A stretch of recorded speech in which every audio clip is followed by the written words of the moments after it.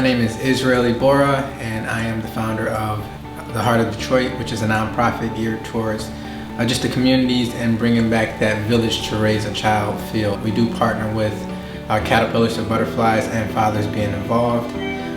So we're forming somewhat of a conglomerate of nonprofits to kind of assist the children and the neighboring communities.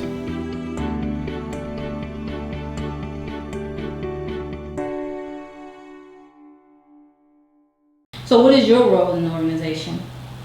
Well, my role is pretty much to delegate what the day-to-day operations are. I actually spearhead all of the community service events. So I more so bring people together and assign different tasks to different people.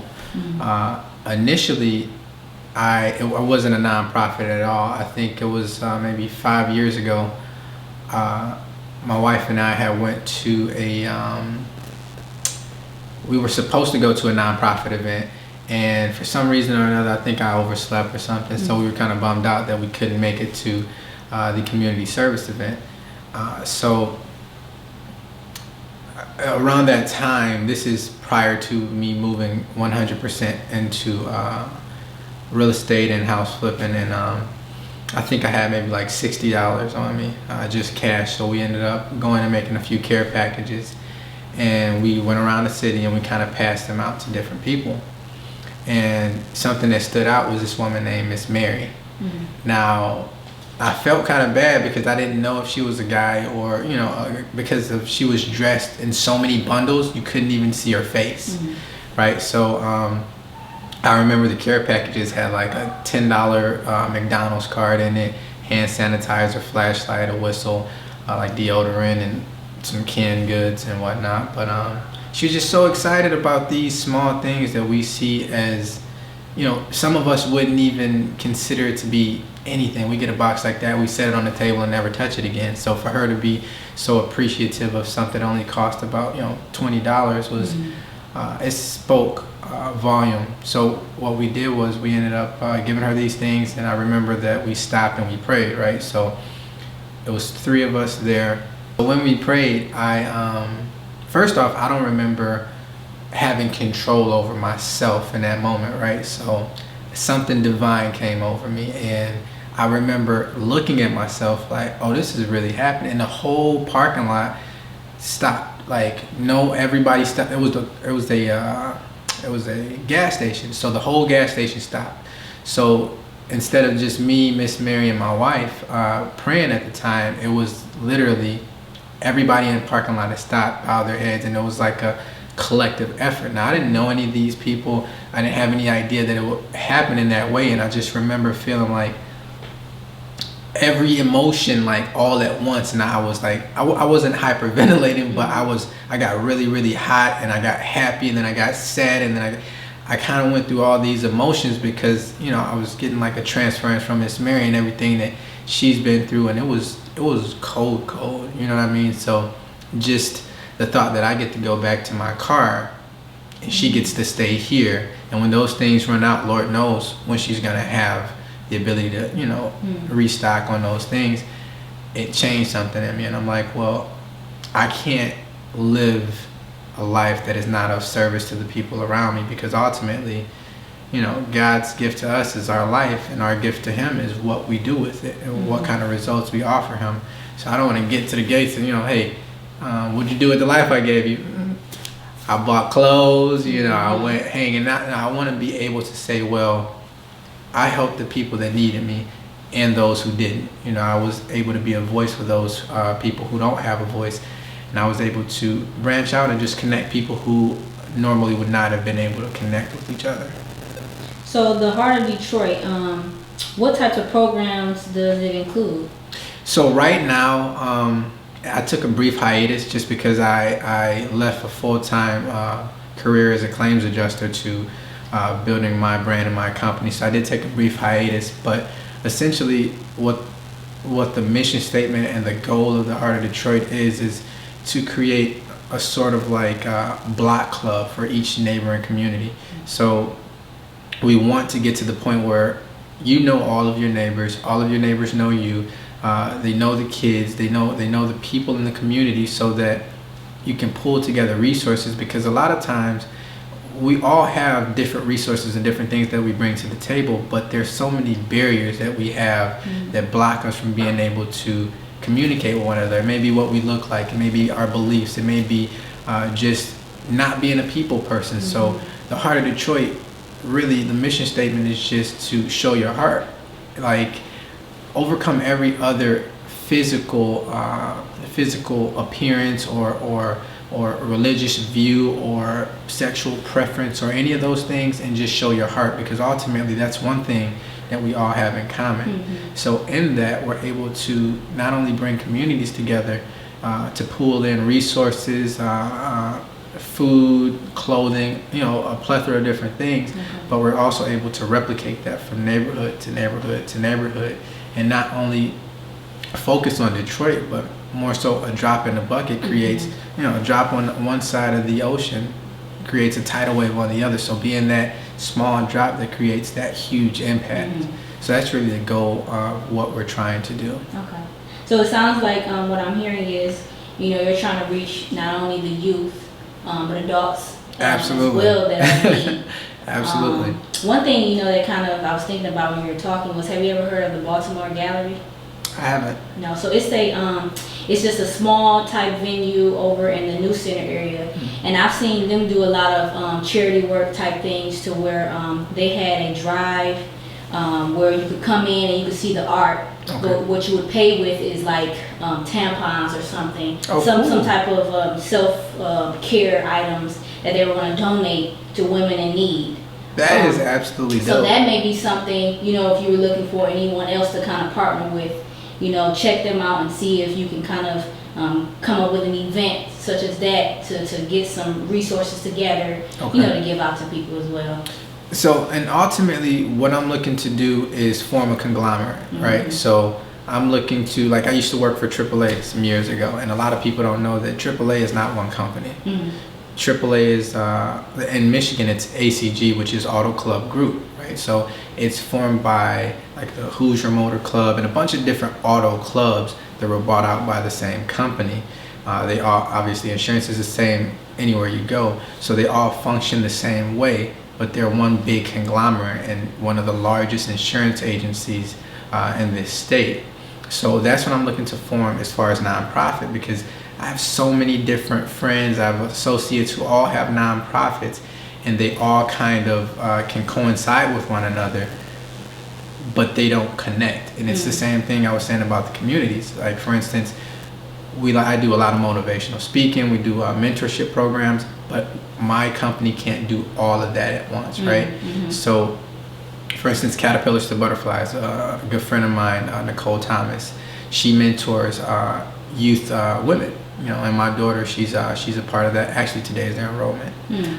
But that's one more thing that I can offer on my end to the people that I reach and the audience that I have a voice for through her, and vice versa, her audience, because obviously it's going to be different people that we both reach. She's able to offer mentorship for the communities and being able to throw different things through our channel. And then we have Fathers Being Involved, which is geared towards bringing back the foundation of having a role model in the home, active in school, active in just parenting, and being able to kind of bring up the youth in a different way than what we've been doing, because it hasn't worked super good just with the climate of today's world. So being able to plug in is my ultimate goal, and form a conglomerate, almost like like I said, almost like a Angie's List of nonprofits, so to speak. Yeah. So I know you had told me that you wanted to work with the youth in Detroit Public Schools, or are you working with them already? So we're plugged in through Fathers Being Involved. We're plugged into Oak Park Schools. Okay. I have a insider person as far as I'm not sure if she's like a vice principal, but she works for Detroit Public Schools. So we're having talks on figuring out how to get into Detroit Public Schools. I think the biggest part of getting into new territory is going to be offering help without necessarily offering help, because a lot of people just don't think they need it. You know, I need help just like the next person, and I can always learn and benefit from any form of mentorship. And I think that when we block those things off, we stagnate our growth. You know what I mean? So being able to talk to the parents and get them more involved is like one of the hardest things. And not only that, but these things cost money to throw events, to you know, t-shirts, mentorship, getting different speakers. Those things cost money. So to present it to a school and faculty that may already be stressed out on budget can be a little bit difficult. So finding different ways to fund these things and different grants is what we're putting most of our efforts into now, so that when we go to the table, it's not, well, this is a cost for it, but more so this is how we can benefit you. Because essentially we have to be able to, you know, obviously compensate our speakers and everyone else. So I'm trying to fine tune that to where it's not something that is going to be pulling from like my team's personal finances, as well as it's not going to be something that's going to hinder the school from being able to have other things that they need to do for the kids. Miss Mary, one of the first people that, she really was the reason why I started this, right? So I don't know what happened with Miss Mary. We don't have the resources to necessarily stay connected, and I would love to get to a point where we can maintain a relationship, or not even just a relationship, but a channel of communication with all these people, and have consistent, you know, for instance, consistent baskets that she's able to come and get every month, or being able to implement it on a larger scale. But the bittersweet is you get to see the impact that you made, but you don't necessarily get to see where that person is once that impact is made. And a lot of it is the hope that we can be the catalyst, right? So we can be that spark that gets you to, okay, all right, I need to do better and be better. I need to go out there and make a living for myself. Because we don't have the resources right now to be the continuous fuel to push them, you know. So unfortunately, I don't get to double back, because we're reaching new people, and it's different events that we throw every so often. So this event might be geared towards, like we did a at-risk teen center. Like we went to a teen youth center, and we had like done a baby shower and different things for them, and offered them mentorship. And this is prior to my relationship with Caterpillars to Butterflies, because that would have been an amazing connection.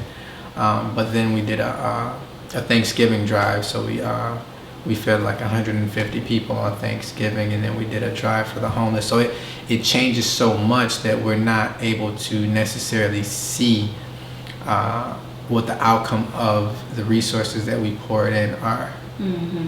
So it kind of sucks a little bit, but that just shows me that there is still growth left. And as long as you need to grow, that tells you that you're still alive, you know. So what sort of support do you feel like you need from the community to help your organization continue to grow? Well, one, just keeping an open mind. Like, you know, the issue with the world is that we always want to have a full understanding of everything in the way that we understand it, right? So if it's anything that is like, it shakes up our beliefs or it shakes up our understanding, people get scared and afraid. So the biggest thing that the community can do to assist just me is just keep an open mind to different people from different walks, and understand that the more you know, the more you don't know. You know, once you bring more into your mind, you understand that the capacity that you thought was full has 1,000,000 miles left that it could fill, you know, 1,000,000 miles left that it could go. So just being open to that. And not only that, but for some reason I noticed that within just our community, and when I say our community, I mean like our age bracket and the people who are you know, somewhat in the same field, or there's a lot of people right now that are opening their own businesses. And when I say trade off resources, I don't just mean from a non-profit perspective. I mean that if we're going into these communities and you sell clothes, why are you going to Walmart? Why is anybody in this neighborhood going to Walmart? If we have Danae that she's selling clothes, or she does music, what have you, being able to support each other is going to assist me, because when we go in, if we already have that support, I just need to talk to one person, and you can get everything else kind of at least put me in front of the people I need to speak with, opposed to me knocking on each door. And just being supportive and being open-minded. Okay. Now, are there any specific resources? Because I know you said that you would like to be able to reach back out to the people that you've helped to see, you know, if there's any change. Are there any other resources that you would like to have a part of your organization? Well, so right now, as I plug in different people, because like I said, my goal is to bring in like-minded people. Because when you bring in like-minded people, like even talking to you guys, I get like a I hate to say this, but I get like a club feeling. Like I just went to the club and I just had a real good, that feeling that you get is how I feel when I speak to people who are just open and willing to be a change, right? So just in being here, that lets me know that one, you guys want to be a catalyst as well and be able to make movement, and that speaks volume. So what I'm trying to do is plug different people into our organization that are able to do those kind of things. And the goal is not to engulf people into our organization, that you're not like a Sarah or a Tim anymore, you're the Heart of Detroit. No, my goal is to bring people in and say, okay, well, what is your passion? What does your community need? This is how you start a nonprofit. This is resources from all these nonprofits that I'm affiliated with that you can plug into. So that way, not only am I reaching out to the communities, but the people that I add into my organization are also able to start their own organizations. And instead of being like inside of it, it's more so like we work hand in hand. So whereas one company that we work with will have a secretary, she's able to volunteer her services to maybe 3 companies, you know what I mean? So answering the phones or scheduling some things for a few nonprofits. If I have a manager and you don't have the resources for a manager, then my manager is able to plug into, you know, so being able to kind of work it out to where we all are here for each other and bringing people in. Like we need another secretary, you know, just press is everything. This is the age of social media. Again, because all resources are being paid for by the people who are within our organization, it limits us on how much we can grow. And how many different things that we can do at once. So that brings me to my next question. How can someone, if they wanted to volunteer, you know, to help out your organization, how can people get involved? Who can they reach out to? Is there a website they can go to? So we do have a website. It's called theheartofdetroit.com. And excuse me, we actually are going through just a redevelopment phase. We literally took it down a few weeks ago to just redesign it.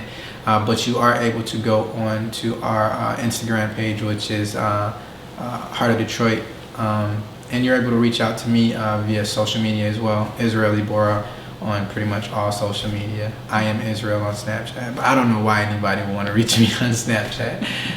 Don't. But yeah, that's how you would reach out to me. So if you can kind of end it with what is, if you had one, what is one message that you're trying to get out to Detroit, and not even just Detroit, but to the world as a whole, and just the people that's watching? Well, I'd say that when you live this life, you always have to trim the fat, right? So I always make this analogy that each person is their own individual bus, right? You have 25 passengers, right? So always trim the fat when it comes to your surroundings, the people that you deal with, your mindset. Always trim the fat. And what I mean by that is, as we head through life and we have different milestones, we bring people onto that bus and we let people off. So you don't want to get to a point where you've put so many people on your bus that some people are meant to be there, some people are just literally holding a spot. Some people know for sure that they shouldn't be there. They're waiting for the bus to catch a flat. They didn't bust the back window out. So some people just, we know, shouldn't be there. So trim the fat. In order for you to evolve, you have to be able to control what's controllable, right? Don't worry about anything else, but control what's controllable. And what I mean by that, you don't want to get to a milestone where you need this next person on this bus. And because you have so many people that are not supposed to be there occupying space on your bus, that you can't allow this one person who was intended to take you to that next level, change your perception, bring forward positivity into your life. They don't even have a space, so they got to catch the next one coming, right? So we block ourselves from truly evolving and becoming what and who we were meant to be, because we are entertaining certain relationships that we know we shouldn't be. So that would be my message, is to always trim the fat, always evolve, and understand that change is good, but maintain a good vision on the relationships that you have and allow them to naturally evolve or dissolve, because once you put your own wants and needs onto every relationship and forget that everything has a divine order, we tend to block ourselves from that next milestone that we need to reach. I feel like you just speaking to us. I felt motivated in that moment. Well, I want to thank you for coming out, the Heart of Detroit. Israel, again, let them know where they can find you at on social media. So you can reach me on Instagram at I am Israel, on Facebook at Ben Israel Ibora, no Snapchat, and soon we'll have different platforms as far as the Heart of Detroit able to be reached at theheartofdetroit.com via desktop and mobile. All right, and if you're looking to volunteer, please reach out. They need all the help that they can get. You know, they're trying to reach people in the community, help where there is needed. So again, thank you for coming out. Thank you for having me. We look forward to seeing what you have in store in the future. Absolutely.